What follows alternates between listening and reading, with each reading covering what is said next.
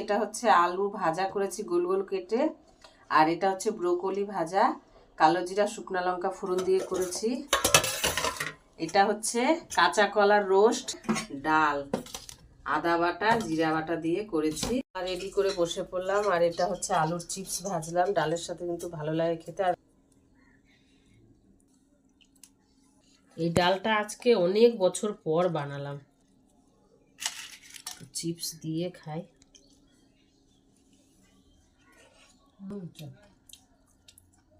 Broccoli ভাজাটা দারুণ লাগে আমার।